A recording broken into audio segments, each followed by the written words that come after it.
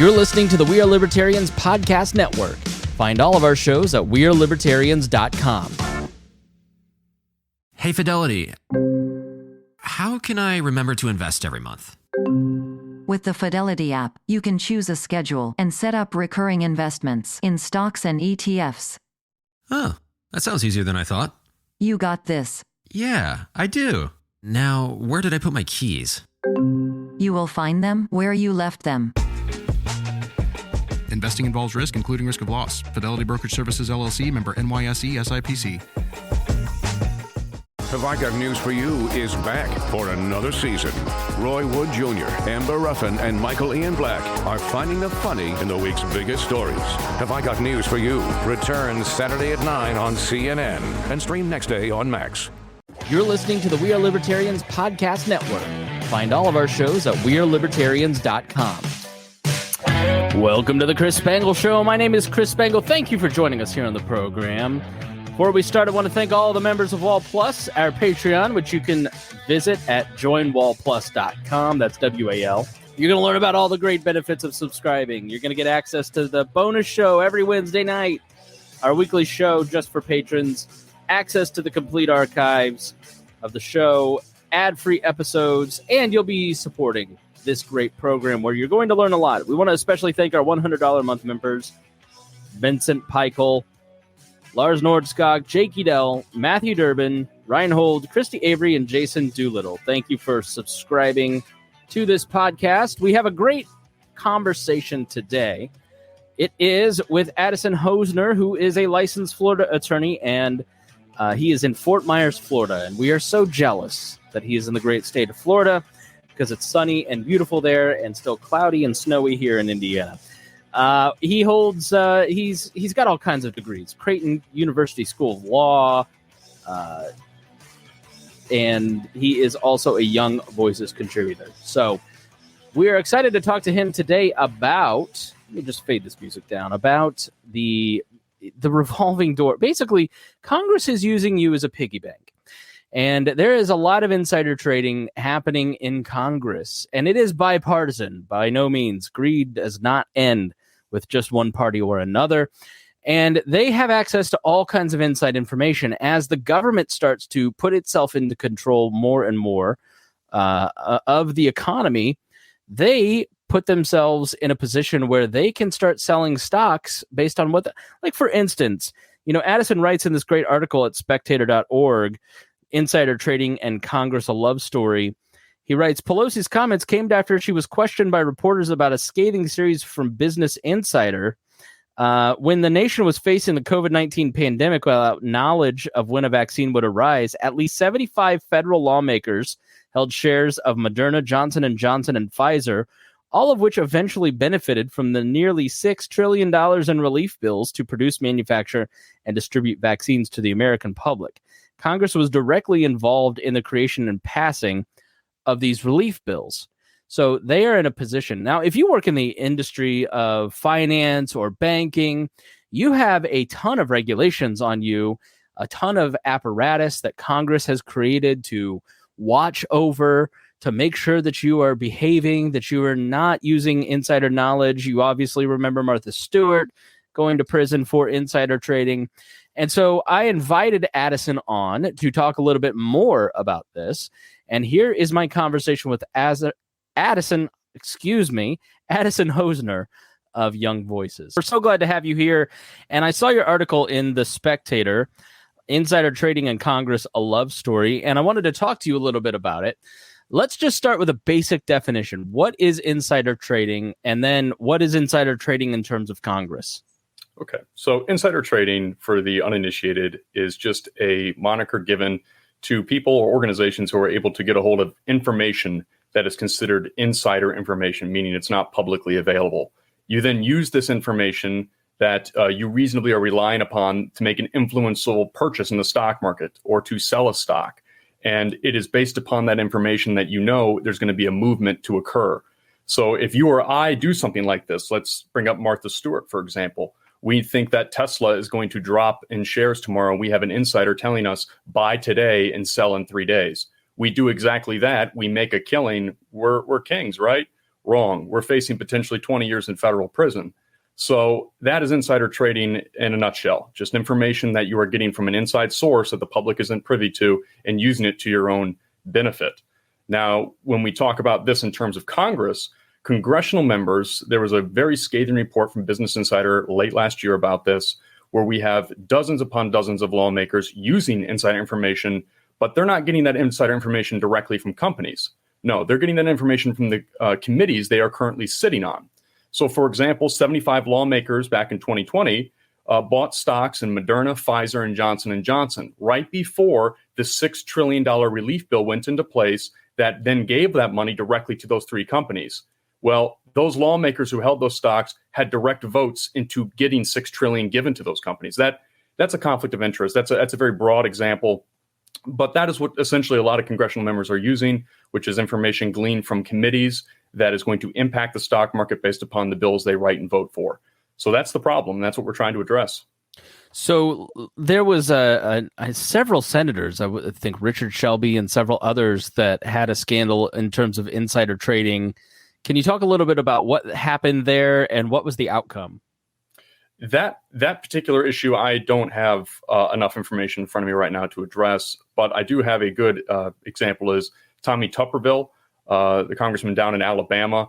He has been one of the most vocal dissidents to trying to curb this issue, to try to prevent congressional insider trading from being allowed to occur. He also is one of the most on the record violators of what's known as the Stock Act, which is what was put in place in 2012 to govern congressional members in their mandatory reporting of the stocks they buy and sell. He was late by multiple months, weeks to months on most of his disclosures. And those late disclosures ended up adding up to almost $875,000. This is just a drop in the bucket to his actual holdings. But congressmen like himself and many others out there, including a lot of libertarian darlings, Rand Paul, for example, he is also caught up in all of this. And it's not a Republican or Democrat issue. I would say that Nancy Pelosi on the Democratic side, her husband's involvement is kind of what spurred this whole conversation. And it goes both ways. If you look at a lot of the charts that Insider has put together through their data from those disclosures that have occurred, you can see that it's widespread regardless of party affiliation. So in that regard, as the American public, I think we need to be taking a bigger focus as a nonpartisan issue and try to address this for the benefit of everyone. Now, why are you being mean to these poor congressmen and women who just, they have a right to trade stocks like the rest of us? I mean, really, at the end of the day, what is the problem with insider trading to begin with? It's just, if you're just better at life and more successful, don't you get a little bit of an edge? Like, why do you have such a problem with insider trading, Addison?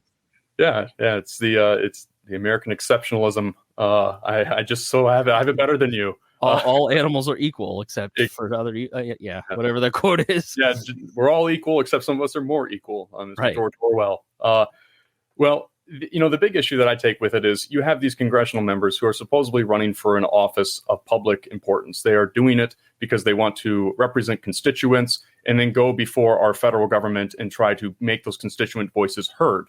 Well, I can say as a voter of many different counties since I've moved around Florida in my life, I feel as if my congressman who is going to D.C. joins a committee and then uses information on that committee to then personally profit, then goes on congressional floor the very next day and votes against a bill that would probably help me as a citizen or the constituents in my community, all because that negative vote would pocket them more money when eventually their stock option comes due and they can sell it for a premium. That's the issue I take here. Insider trading on a private level, that's obviously it's a federal crime. We handle those the IRS will come after you, and the Securities and Exchange Commission is launching investigations all the time. But when it comes to Congress, we think about who regulates these people, who is watching the watchmen in this regard. And it's the SEC and the Department of Justice who would have to come after these congressional members. Well, the SEC and the Department of Justice gets their funding based upon budgets voted on by Congress. So there's a constant conflict of interest here of how do we govern this? How do we regulate it? And we just want to make sure that the public positions of trust, which is our congressmen, this also extends to the judiciary, our judges. We want people to be in those positions because they want to help the American public. They want to advance our society in that regard. We'd like to believe in truth and justice. But if you allow this type of insider trading to fester, I believe you're going to get more Tommy Tuppervilles who want to get in there because they realize, well, hey, the public likes me. I can get in here and then manipulate my information for my personal gain, all the while my public is going to be unbeknownst to it and still groveling amongst the swill with the normal people, with their normal information, losing hundreds of thousands on the stock market every day, like so many do. So that's my main issue with it. Yeah, it seems to contribute to the moral decline. I mean, I'm not under any illusion that politics was ever some bastion of morality. But I think in terms of the public, our standards for politicians are shrinking, along with our respect. This just erodes trust in our Congress and in the federal government, doesn't it? Yeah, and that trust has been declining rapidly. I forgot the exact figures, but in the early 1920s, the Pew, their research had done the first ever polls of trying to figure out what the trust in government levels were. And back then they weren't exceptional, but they weren't below 50%. And the most recent one that was conducted just, I think, a year or two ago, public trust of government officials, primarily Congress, was under 30%. That's not good. That clearly is telling you that it's not even a partisan issue, because if it was, it'd be 49-51 or something. But no, it's below 30%. And that tells us that we don't trust government officials, whether they're on our political affiliation or not. And that's problematic for multiple reasons. And furthermore, how are we to develop a government? How are we going to propose amendments to state constitutions or legislatures when we can't even realize the ulterior motive of the people doing those things? We want to be able to trust them. So that erosion isn't just an erosion of our public trust. I think it's an erosion of our American system, our democracy as a whole. And let those type of issues fester. This is just stocks. This is just insider trading with stocks. What about issues that are much grander than this, that have direct impact on public health or public safety? And you begin to allow these things to kind of slip through the cracks. By the time you take notice, if you've waited too long, it's a little too late to patch the crack. Now you have a hole. So this is one of those things. I think it's more prudent for us to try to address this now than try to let it to continue. So with this upcoming midterm, it'd be a good time to kind of make your voices known. Yeah, I led the witness a little bit. I think you mentioned on another podcast that I listened to that the Gallup poll that you mentioned was like in the 1950s, early 50s, and it was 86% trust in government, and now it's down, below 20%, I think. But I think a lot of people kind of feel hopeless with this stuff. They feel that they have no real ability to rein these sorts of things in. I don't believe that. I'm a firm believer in representative democracy, and how many of you saying that have shown up to a city council meeting lately? And if you did, you'd probably make a big difference. I mean, so when you talk about this upcoming midterms, like, how do you fix this? How do you approach this? This isn't inflation or Ukraine or something that's on top of mind, but obviously it's important. So how can we fix something that's not in people's top three? Yeah, and you brought up a great point there. And it's something that I think is the primary issue with our public right now is we only seem to care about things that are of our own personal importance. We're not, as a society, putting a lot of credibility on issues like this in which we can't see on a day-to-day level the impact it's having on our lives personally. So that personal involvement, you remove that, you detach that from your average voter who doesn't really look into these type of things, who doesn't want to go beyond what's being told to them on either mainstream media networks or what they find their uncle posting on Facebook. And let's be real, many people get their news from social media, and those sources are unvetted. So without that personal importance, how do I convince, Bob in South Fort Myers, Florida, that, his congressman has been pocketing hundreds of thousands of dollars off his vote. Meanwhile, he hasn't received any type of assistance when it comes to zoning for his business, for example. Those type of bills are getting pushed and pushed. It's just one of those tough questions, Chris, where do we find that balance of political importance that also seems to align with the public's care? And, we're seeing that kind of firsthand right now with the sanctions with Ukraine. It's having impacts now at our gas pumps. It's having impacts potentially on other prices. So now there's going to be a direct impact to, hey, I don't know if I like these policies. It's impacting my personal day to day. So until we can find a way to, I think, make this something that the normal American cares about, it's going to be swept under the rug. The best thing you can do is just look at the disclosure reports. Based upon the Stock Act, your congressman has to report what stocks they buy, sell, and trade, and see what they've been doing. And, right now it's permissible for them to purchase stocks. That's not the issue here. Many congressional members own stocks and haven't had any violations. It's the few that are really, it's not so much the few, it's about a fifth that are spoiling the pool for the rest. So before you vote, all you can really ask is just do a quick search on their disclosures. See if they've been the ones pocketing hundreds of thousands or millions of dollars in their position. If so, maybe don't just pencil in that candidate because they have an R or a D next to their name and you agree with that political affiliation. Question it and maybe look into another option. If not, just vote independent. But by just giving votes to these people, and they'll see it, especially now that this has been something of the public conscience over the last year or so, they'll see it come voting time that if they're still getting those votes, well, why should they change? Why should they care? It's clearly not something the public cares about. So the best way we honestly can make our voice known is the voting booth. And I know, like you said, people think that doesn't make an impact, but I promise you it does, especially when you show up in numbers. It's the last consequence that we have. I mean, when you look at 2008, when you look at Iraq, nobody went to jail. When you look at 2008, nobody went to jail. When you look at the lack of testing, nobody went to jail. When you look at lockdown, like until people are held accountable, they don't change their behaviors. And politicians are on too long of a leash, and the elections are our last ability. And that's part of the reason that people want to erode the faith in elections on either side, is that they don't want you to think that you can hold them accountable, because the second there's no accountability, they can, just pick the pocketbooks and feed a public trough like crazy. You mentioned the Stock Act, and this kind of drove me crazy. This is, I'm big on consequences. I'm big on accountability. I've got a 3-year-old in my house that I'm trying to teach to not behave like a congressman. And so consequences are important. And when I look at the Stop Trading on Congressional Knowledge Act that was passed in 2012, great name. It doesn't sound like there's any consequences in it. So can that really be effective? Like, can you tell us a little bit more about this? Yeah. So the Stock Act, which was, as you said, was brought up in 2012, that was its initial introduction. And it's meant to provide safeguards for congressional members who buy stocks. They have to disclose those stock or options even, which for the uninitiated, an option is basically gambling in the stock market. You're buying the option to purchase a stock based upon a price that will either go up or go down in the future. That's where the big money's at. And that's where a lot of insider trading in Congress is occurring. But I digress. It was put into place so these disclosures of those options and stock sales or purchases would have to be made within usually every quarter or every few weeks. But there's deadlines that have been set. And if you violate those deadlines, well, there were to be penalties. And those penalties were to range based upon either the value or the delay that you made. But in actuality, what we've been seeing is slap on the wrist fines, nowhere between $200 and $250. These fines and the accountability. Wait a minute, my government gives me speeding tickets more than that. Exactly. And the frustrating part of it all is the House and Senate ethic committees are the ones who also oversee the fines being levied. So here we have a situation where we have an act that was drafted and passed by Congress to govern Congress.